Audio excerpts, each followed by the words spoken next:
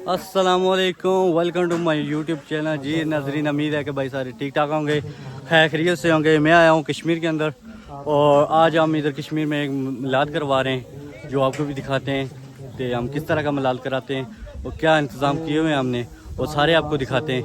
तो मेरे साथ ही रहिएगा, देखते रहने का।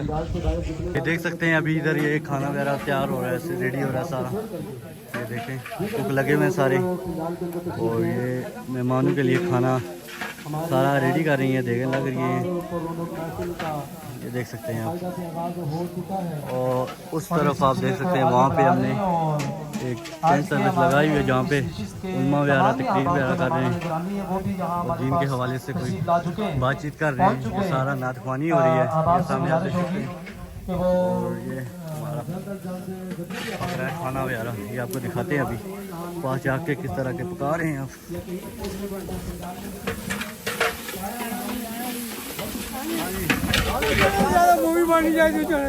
ये जी हमारे कुक हैं, ये देखते हैं बड़े शेफ हैं, ये वाले चेक कर सकते हैं। एक ये ये भी खाना सारा इन्होंने रेडी किया, ये पका रहे हैं साथ। और इनके साथ मामा जी नहीं आए और ये हैं एक हमारे कुक साहब जो खाना वगैरह रेडी करवा रहे हैं, सारा इंतज़ाम यही कर रहे हैं। और साथ इनके कोई हेल्पर हमने छोड़े हुए हैं, कोई हेल्पिंग कर रहे हैं। ये चेयर हम लेके आए हैं, ये टेंट सर्विस पर से ये अभी इधर लगाएंगे सारा, कोई इंतज़ाम इधर ऊपर किया हुआ हमने। तो ये देख सकते हैं ये सारा टेंट सर्विस है और ये टैंकी हमने भरी हुई है पानी की, यहाँ से हम पानी लेके जाते हैं। तो ये इलाका भी हमारा देख सकते हैं आप।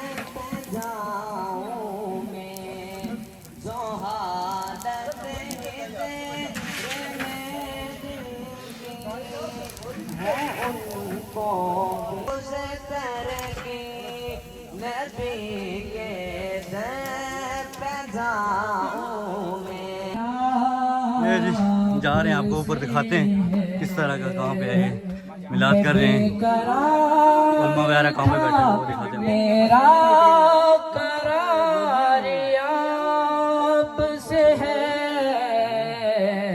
हुजूर, मेरी तो सारी बहार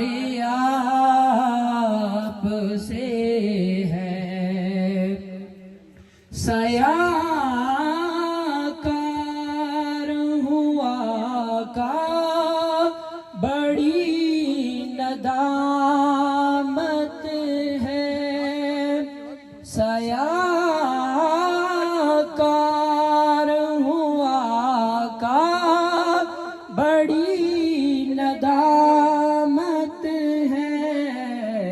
कसम खुदा की ये मेरा वकार आपसे है, कसम खुदा की ये मेरा वकार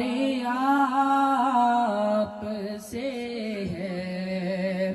हुजूर मेरी तो सारी बहारी आपसे है।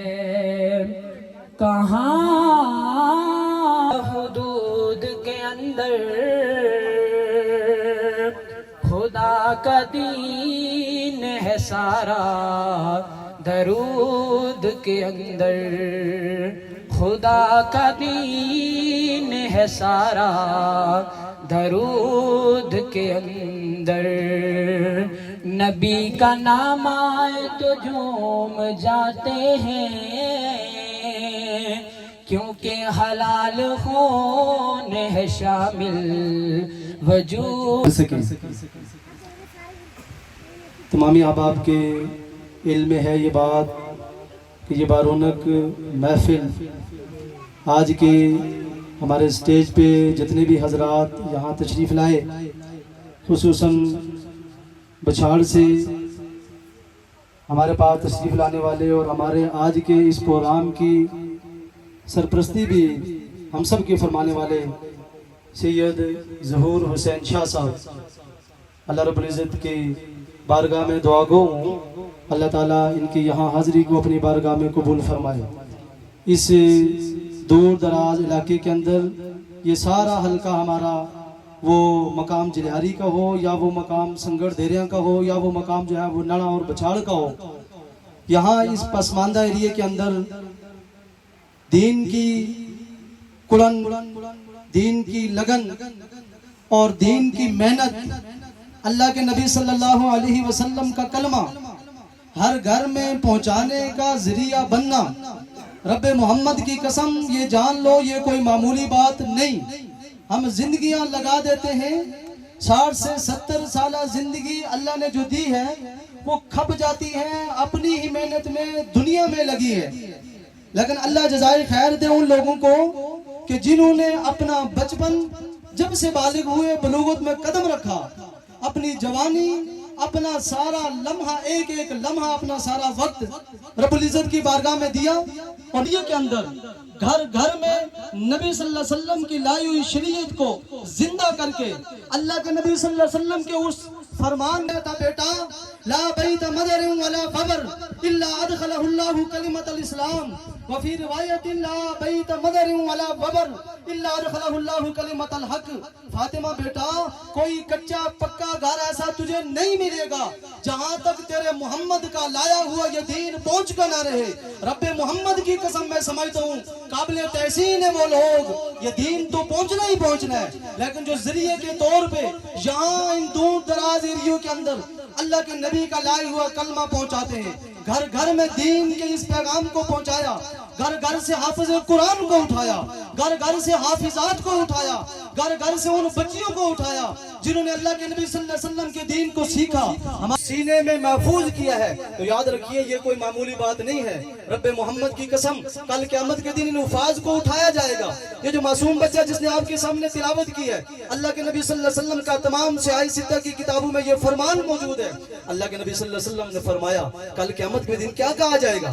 یہ بچوں کو معمولی نہ سمجھیے، آپ کے سامنے آ کر کے جس نے قرآن مجید کا کچھ حصہ چند آیتیں تلاوت فرمائی ہیں، یہ معمولی نہ سمجھیے۔ اقرا ورتل کما کنت ترتل فی الدنیا، اللہ اکبر۔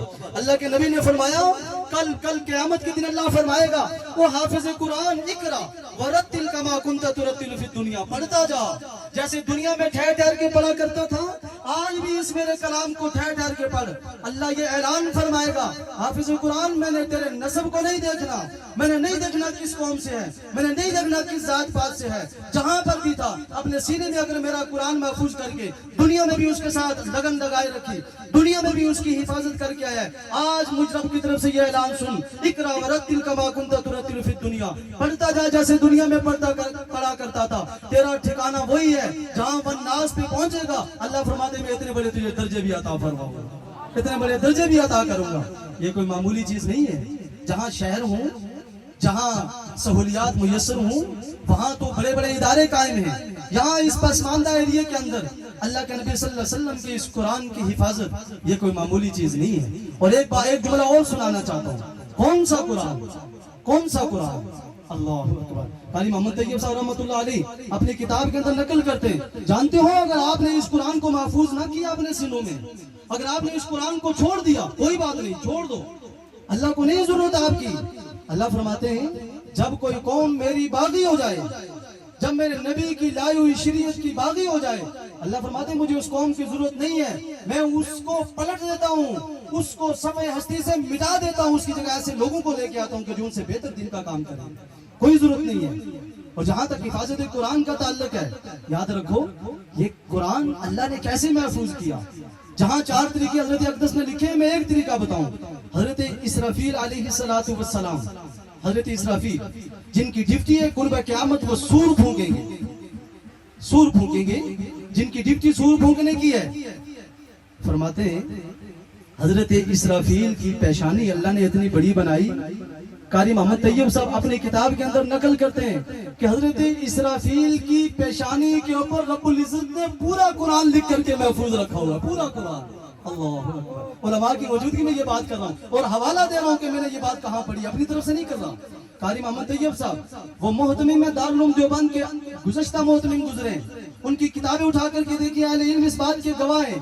فرمایا اللہ نے سب سے پہلے عرش معلیٰ پہ اپنے قلم سے یہ پورا قرآن لکھ کر کے عرش معلیٰ پہ اللہ نے محفوظ رکھا ہے، وہاں محفوظ رکھا ہے.